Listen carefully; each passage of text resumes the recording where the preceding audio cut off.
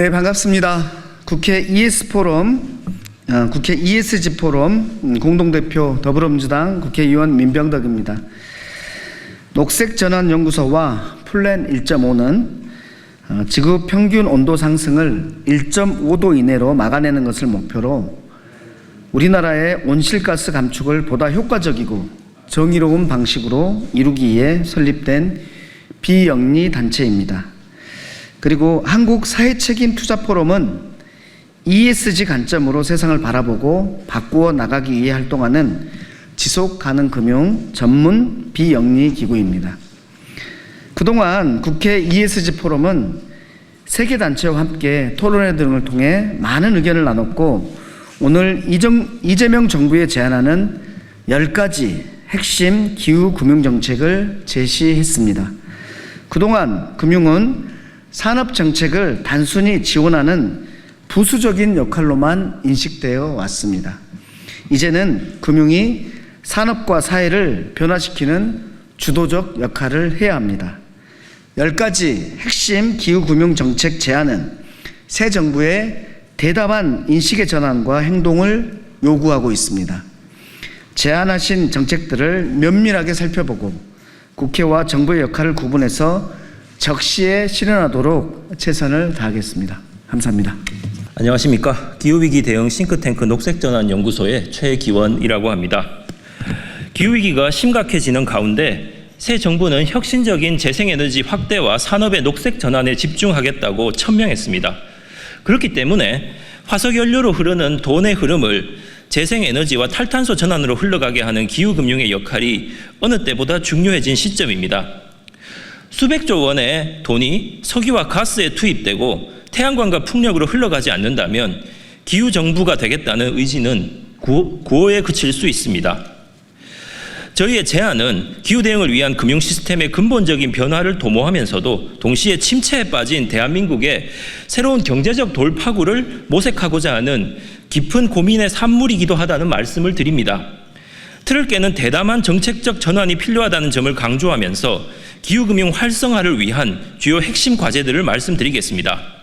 첫째, 한국은행을 녹색중앙은행으로 전환해야 합니다. 기후위기 대응을 위한 중앙은행의 적극적인 통화신용 정책 구사는 세계적인 추세입니다. 이미 유럽중앙은행과 중국인민은행 등은 기후 성과를 고려한 자산 매입과 저금리 대출 지원 등의 전방위적 정책을 펼치면서 녹색 전환을 이끌고 있습니다. 그러나 한국은행은 여전히 연구 분석 활동에 머물러 있으면서 이렇다 할 정책을 내놓고 있지 못합니다. 전방위적 기후통화신용 정책이 시급합니다. 녹색금융중개지원 대출 프로그램으로 중소기업의 탈탄소 전환을 저리로 지원할 수 있습니다. 중앙은행 대출 담보에서 녹색 채권을 우대할 수 있습니다. 나아가 필요하다면 양적 완화 방식을 활용한 녹색 채권 매입 프로그램을 가동하는 것도 검토할 수 있습니다. 탄소중립위원회에 기후금융통화위원 추천권을 부여해서 통화정책 최고 논의 테이블에서 기후 관점이 고려될 수 있도록 해야 한다는 말씀도 드립니다.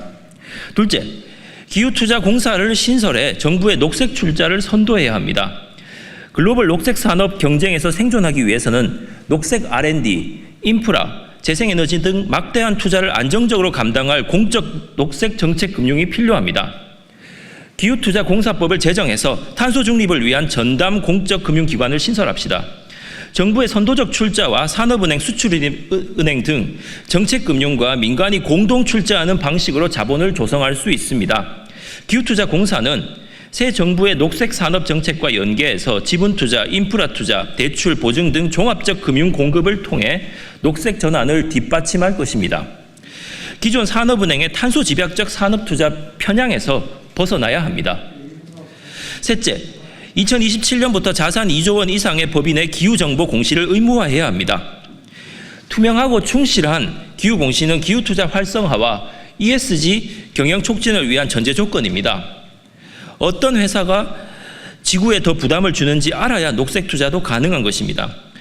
선진국들은 이미 지속가능성 공시를 의무화하고 있습니다. 반면에 대한민국은 당초 올해부터 공시 의무화를 시작할 계획이었지만 기약 없이 늦춰지고 있습니다.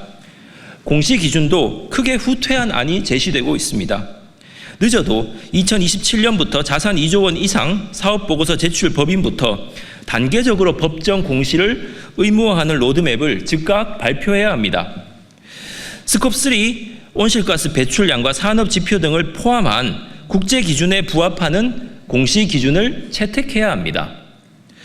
이는 현 정부가 목표로 하는 코리아 디스카운트 해소의 중요한 경로가 될 수 있습니다. 넷째, 텍소노미를 강화해서 자본시장 그린워싱을 방지해야 합니다. 현재 연 40조 원에 달하는 녹색금융 투자가 LNG 설비나 그레이 수소 투자와 같은 화석연료 투자에 집중되고 있는 현실입니다. 우리는 녹색 투자의 신뢰성을 높이기 위해 LNG 등 전환 부문을 현재 K텍소노미에서 분리해서 전환금융 프레임워크로 통합시킬 것을 제안합니다. 투자 내용 및 설명 의무와 그린워싱 제재 수준을 높이고 상품의 전 과정 환경 영향 평가를 평가하는 LCA 분석을 텍소노미에 도입해서 공시의 신뢰성과 기업 책무성을 강화해야 합니다. 전환금융이 그린워싱에 활용되지 않도록 화석연료 일몰 계획을 동반하는 전환금융 가이드라인도 필요합니다. 마지막으로 기후퇴직연금을 통해 퇴직연금의 지속 가능성을 제고해야 합니다. 총 420조 원 규모의 퇴직연금은 기후위기에 따른 자산 부실화 리스크에 노출되어 있습니다. 그런데도 연금 가입자는 기후 위험을 관리하는 상품을 선택할 수 없습니다. 기후위험 관련 정보를 제공하지도 않고 제도도 갖춰져 있지 않기 때문입니다. 우리는 기후대응 및 기후위험 관리 체계를 갖춘 기후퇴직연금 상품 활성화를 위한 법적 근거를 마련해야 한다고 제안합니다. 또한 근로자 퇴직급여 보장법 개정을 통해 퇴직연금의 금융배출량 정보 공개를 의무화해야 합니다. 지금까지 제안드린 정책들은 단순히 기후위기 대응을 넘어서 침체된 한국 경제의 새로운 돌파구를 모색하고 지속가능한 경제로의 전환을 가속화할 수 있는 계기가 될 것입니다. 새 정부가 담대한 기후 비전을 갖고 있다면 확고한 의지로 제안드릴 정책을 검토하고 실행해 나가길 당부드립니다. 들어주셔서 감사합니다. 네, 안녕하십니까. 저는 한국사회책임투자포럼 이종호 사무국장입니다. 한국사회책임투자포럼은 지속가능 금융 싱크탱크를 맡고 있습니다. 자본의 대이동이 없는 근본적인 경제적 사회 변화는 없습니다. 기후위기 대응에는 막대한 자본이 필요하지만 우리나라의 기후투자 현실은 매우 취약합니다. 공적금융과 민간금융 자본이 기후경제 활동, 지속가능한 경제 활동에 대규모로 유입될 수 있는 환경과 시스템을 적극적으로 구축해 나가야 합니다. 그렇지 않으면 우리들의 미래는 디스토피아일 수밖에 없습니다. 한국 사회에서 기후 싱크탱크로 활동하고 있는 한국사회책임투자포럼 녹색전환연구소 플랜 1.5의 10대 정책 제안은 명분을 토대로 한 현실에 기반해 있습니다. 의지만 있다면 충분히 실현 가능합니다. 새로운 이재명 정부와 국회의 진지한 검토와 수용을 요청드리면서 정책 제안을 드리겠습니다. 제가 말씀드릴 정책의 대부분은 정부가 별도의 재정을 투입하지 않고도 공적금융과 민간금융의 자본을 기후경제 활동으로 유입될 수 있도록 하는 환경과 구조를 만드는 정책입니다. 첫째, 모든 공적기관이 민간금융을 선정하는 평가 지표에 기후투자 실적을 반영하고 동시에 이행력을 확보할 수 있도록 모든 공적기관의 경영평가, 기금평가 등에 반영해야 합니다. 중앙정부 및 지방정부 산하 공공기관, 공기업, 출자 출연기관, 공적연기금 등 모든 공적금융, 지자체, 교육청 등은 자산을 안전하게 보호하고 수익을 늘리며 효율적인 관리 집행을 위해서 은행, 자산운용사, 증권사, 보험사 등 각종 민간 금융기관을 선정합니다.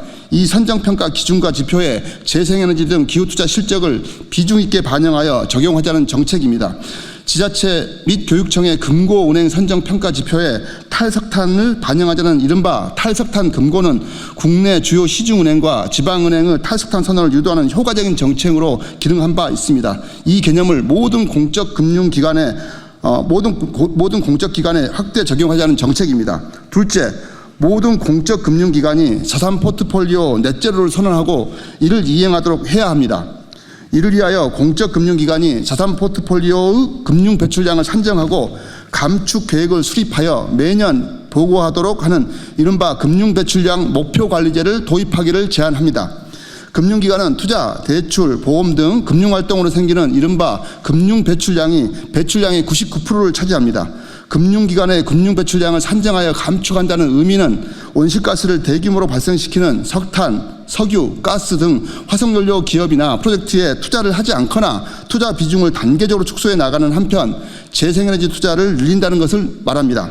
공적 금융기관이 특히 자본시장에서 영향력을 발휘하는 국민연금이 선도성을 보여야 합니다. 셋째, 금융기관 자산 건전성 평가 시 기후 리스크를 의무적으로 고려하도록 하고 금융감독당국은 지침을 수립하여 이를 점검해야 합니다.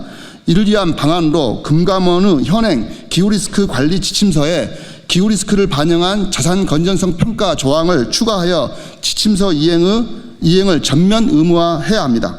이러한 정책이 시행된다면 기후리스크가 금융기관의 자산 건전성을 악화시켜 시스템 리스크로 전환되는 위험을 예방하는 동시에 금융기관의 화석연료 투자 비중은 줄고 재생에너지 등 기후투자로의 자본 할당은 더욱 빨라질 것입니다.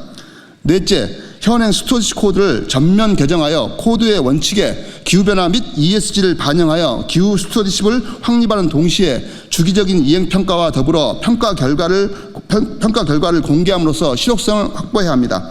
우리나라 스튜어디십 코드는 2016년 말 제정된 이래로 원칙 개정은 단 한 차례도 없었습니다. 스튜어디십 코드의 종주국인 영국은 2차례 개정했고 그 과정에서 시대 변화에 부응하여 기후변화와 ESG를 포함시켰습니다. 일본도 3번째 개정을 논의 중에 있습니다. 기후위기와 ESG 이슈는 고객의 자산 변동을 초래하기 때문에 이를 고려하는 것은 수탁자의 당연한 책무입니다. 마지막으로 ESG 선순환 시장 생태계가 조성될 수 있도록 ESG 기본법을 제정해야 합니다. ESG 생태계의 시장 참여자들은 기업, 금융기관, 평가기관, 검증기관, 고객, 소비자, 정부 등이 있습니다. 이 시장 주체들의 역할과 책임을 규정하고 산재되어 있는 각종 ESG, 기후금융 관련 법들을 유기적으로 통합시켜 시장 주체들이 지속가능한 경제활동을 지원하는 컨트롤 타워 성격의 법을 만들어야 합니다. 기후위기 앞에 나중은 없습니다. 바로 지금이 중요합니다. 이재명 정부의 국정기획위원회와 현 국회가 우리들의 제안을 현실화시켜 주시기를 재차 요청드립니다. 고맙습니다. 네, 안녕하세요. 기후시민단체 플랜 1.5에서 활동하는 한수연 정책활동가입니다. 저희는 우리나라 경제금융 시스템을 기후위기 대응 중심으로 재설계하도록 하는 기후금융정책 제안문을 읽도록 하겠습니다. 새 정부가 출범했습니다. 이번 이재명 정부의 임기는 2030년까지로 2030년 NDC 이행을 책임질 정부입니다. 기후위기로부터 국민의 삶을 지키기 위한 2050 탄소중립 실현을 위한 결정적 전환의 시기, 다시 말해 기후위기 대응의 골든타임을 이 정부가 책임지게 된 것입니다. 이 골든타임 동안 실질적인 기후대응 성과를 내기 위해서는 기후대응 역량, 이 경제와 금융 시스템 전반에 내재화되어야 합니다. 기후위기는 더는 환경정책의 하위 영역이 아닙니다. 물가와 금융 안정, 자산 건전성, 연금 수익률, 국가의 무역 경쟁력까지 위협하는 거시경제 리스크이자 구조적 과제입니다. 그러나 지금의 금융 관련 법과 제도, 시장 구조는 이 위기에 대응할 준비가 돼 있지 않습니다. 녹색이라는 이름이 붙은 정책조차 실제로는 화석연료 투자 확대나 정보 비공개 등 그린워싱에 가까운 결과를 낳고 있습니다. 이에 녹색전환연구소 플랜 1.5 한국사회책임투자포럼은 우리 경제와 금융 시스템을 기후위기 대응 중심으로 재설계하는 정책 과제를 종합적으로 제안드립니다. 기후위기를 통화 금융정책의 핵심 의제로 반영해야 합니다. 중앙은행은 기후 리스크를 명시적으로 고려하는 녹색 중앙은행으로 전환되어야 합니다. 그리고 금융기관의 기후 성과를 반영한 신용 담보 정책이 실행되어야 합니다. 민간 자본이 자발적으로 기후 전환에 나서도록 유도하는 정교한 통화 신용 정책은 더 이상 선택이 아닌 필수입니다. 공적 금융기관 및 민간 금융회사도 기후 리스크를 자산 건전성 평가 시 의무적으로 고려해야 합니다.